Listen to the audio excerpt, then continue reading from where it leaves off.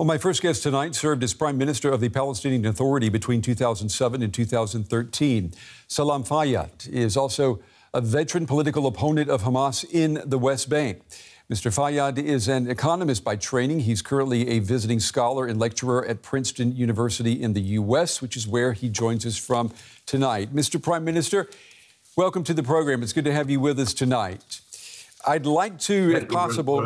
Thank you.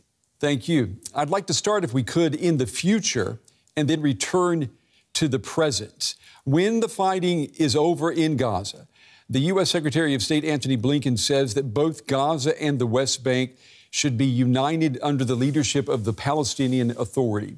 Can you see the Palestinian Authority taking on that role? Not as it is currently configured.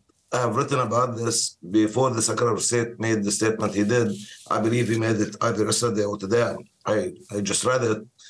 The concept is sound. I mean, Gaza and the West Bank are supposed to be under the purview of the Palestinian Authority. And that's how it all started. And the separation took place in 2007, as you know. But to say that the Palestinian Authority is currently constituted and configured is to be expected to really assume that responsibility on the so-called day after. I think that's a tall order. But before we really get there, we have to get to the day after. And when that happens, it will not be a day too soon. Before we consider any of these issues, the focus must squarely be on stopping the bloodshed. I saw some footage and images on your screen, and they are for all to see. How can there be even consideration of anything to be done in the day after until the bloodshed stops? The killing must stop, the destruction must stop, and that ought to be the utmost priority right now. The Israeli Prime Minister Benjamin Netanyahu says whatever happens, Israel will maintain security control over Gaza. He said that will happen indefinitely. Who should govern Gaza when the fighting stops if it's not the Palestinians?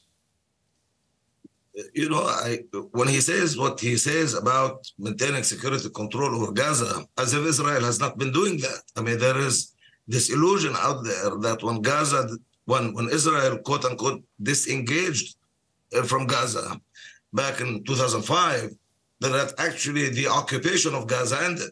That's not true. Gaza has been under siege for decades now. Even before 2007, from time to time. Subsequent to that, definitely. Israel has been there. I mean, the mere fact that this attack on Israel, southern Israel, was possible on October 7, does not in any manner, shape, or form suggest that Israel did not really have control over Gaza from a security point of view. It just happened, and they themselves are looking for answers, and I suppose they will launch a commission inquiry to find out what happened. But the mere fact that an attack like this happened does not at all suggest that they were not in control. They're in control of everything.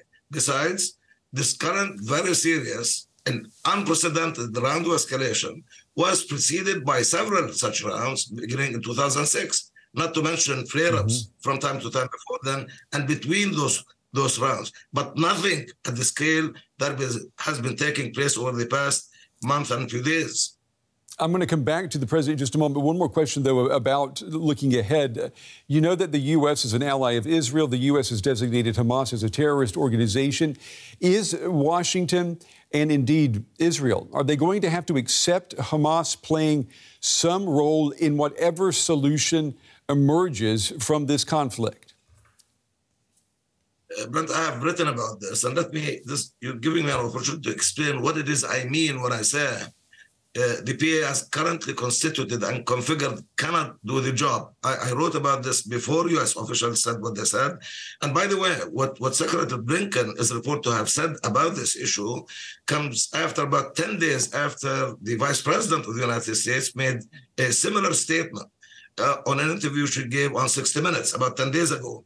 There is something there, I think, that we should look into and see what's going on right there. But before that, I actually wrote saying that the PA must be reconstituted and reconfigured before it can assume its natural role of being in charge of managing the affairs of Palestinian people on the territory occupied by Israel in 1967, including Gaza. What do I mean by that? I mean by that a PA that's consented to by the entire Palestinian political system and landscape, which importantly includes factions like Hamas, Jihad, and others who are currently outside of the PLO. So that's a fundamental issue as far as I'm concerned. I explained in the article I wrote why it is that I believe so. Number one, as a matter of a political movement, they do enjoy considerable support amongst Palestinian public. The last time we had national elections, Hamas did win an outright majority. We haven't had elections since then, but they continue to enjoy good standing with the public. The doctrine on which the PLO stood since 1993, in fact, failed, and people saw that. And with that, there was a concomitant rise in Hamas's popularity and its platform. That's a reality that cannot be ignored. So as a political issue, I just don't see how you really can exclude from representation factions that enjoy this kind of public support. I mean, that's what pluralism is about. How to manage that is our responsibility. And my own suggestion would be definitely immediately and swiftly expand membership in the PLO to include factions that are not there. Importantly, Hamas, definitely. Jihad is also not there, should be there. Now, this body reconstituted, and this can be done very quickly, is to consent to a PA government that is to be tasked with the role of managing the affairs of Palestinian people, West Bank and Gaza. Such a reconfiguration is necessary because if you do not have that kind of political backing, there is no Palestinian government that can function in Gaza. An attempt at this was made in 2014, but it failed miserably. So this has to really be owned by the expanded PLO, consented to by the expanded PLO, and then it should be given the purview to go ahead and do that which is necessary to do in the period ahead. But first things first, bloodshed has to stop. Mr. Prime Minister, but what you're asking, this is a tall order, isn't it? You're asking the Palestinian Authority to basically reform itself and at the same time to take in Hamas in the hopes that you can take Hamas, maybe reform it, get rid of the militant arm and turn it into a credible political force. That's a lot to ask. Do you think that the PA has it in itself to do all of that? Well, I need to really make clear to your viewers the distinction between the PLO and the PA. PA came into being as a product of the Oslo Accords of 1993. Before that, we had the PLO, which is kind of really the overall 10th representational body, and it acquired the status of being the sole legitimate representative of Palestinian people. Now, what happened since then, the political standing and viability of the PLO as a representative of Palestinian people diminished, in part because of the failure of political process that started in 1993. Now, what Hamas does or does not do to reform itself, Hamas is like any other faction, like factions that are within the PLO. There were attempts at doing what I'm really suggesting now before. They didn't work, partly because of faction rivalries and what have you, politics, if you will. But if this is not the time to really actually do this, I don't know when that time will come. It is doable, but that's the PLO. It is not up to the PA to fix the parties, the factions that take up the PLO. PLO is like the umbrella.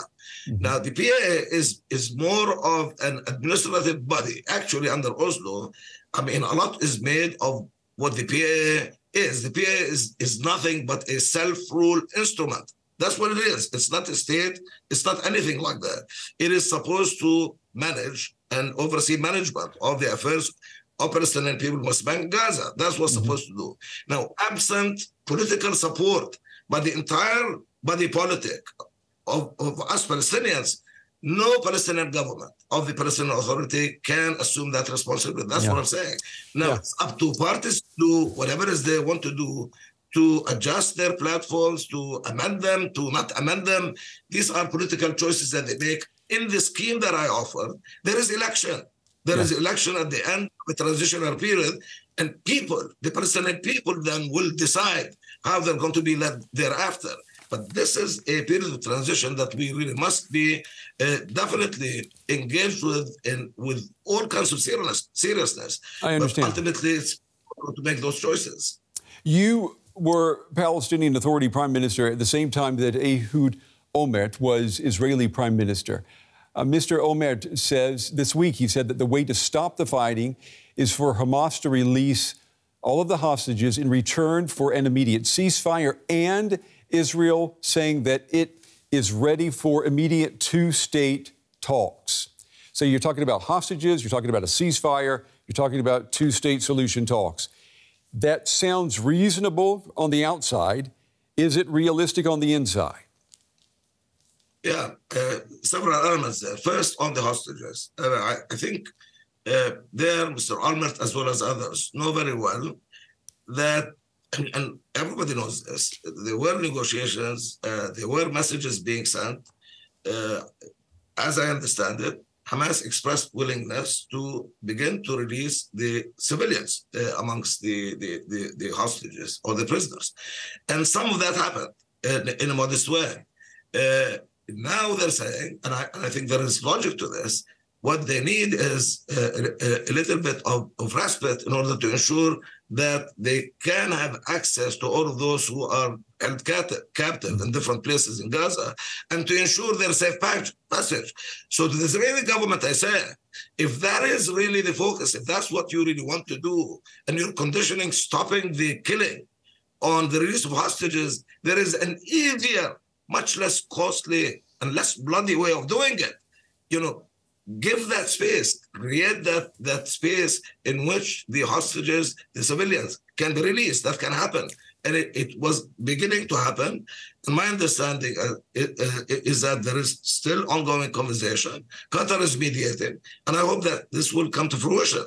But it's very difficult for me to see. Now, we saw some images when some hostages were released. It was an orderly transfer. Something like this needs to happen. You need to recreate the space, the safety of passage, to make sure that happens. So for Israel to continue to, we want to eradicate Hamas, we want to eliminate Hamas, and now we will not stop until the hostages are released. Well, guess what? Under this bombing and shelling, unprecedentedly, that has been taking place for more than a month now, those hostages could perish. I mean, I do not know a single Palestinian who does not know a Palestinian in Gaza who has not been killed, or knows somebody who knows somebody who has been killed.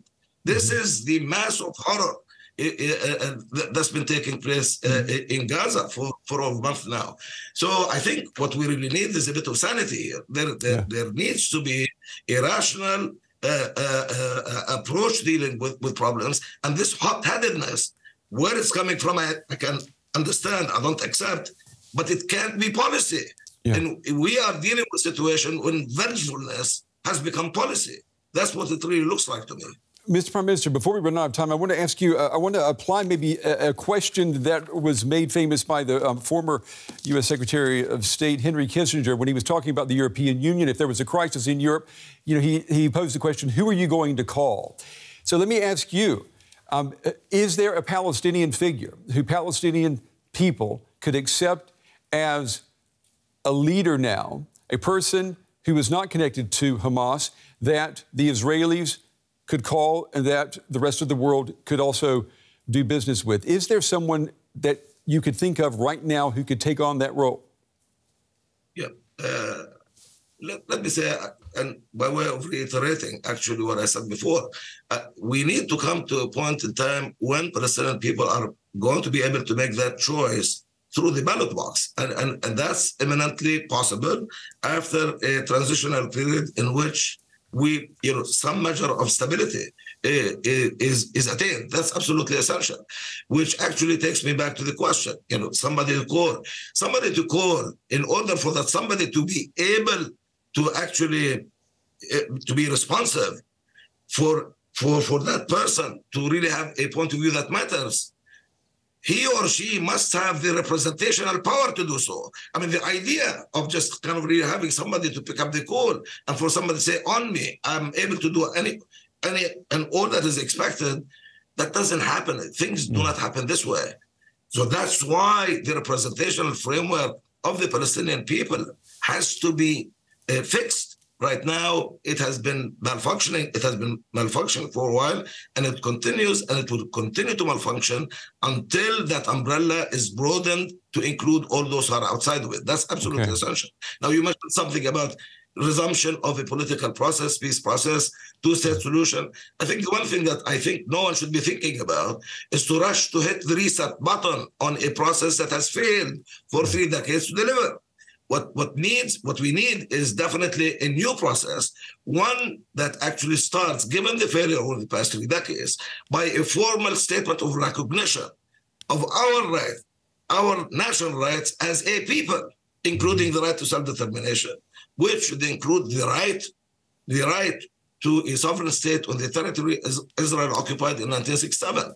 Minus that, we'll end up in a situation where transactionally we would enter into another process, another round of negotiations, and throughout, you could have problems, and you could have flare-ups, you could have escalations, you could have all kinds of problems. So what we really need, if for this to be any different from what the process has been like over the past 3 years, is something that's principled, something that actually begins with a recognition of our rights as a people. Right now, we don't have that. As a matter of fact, we haven't had that from any government of Israel, not only this current government, not any government that preceded it.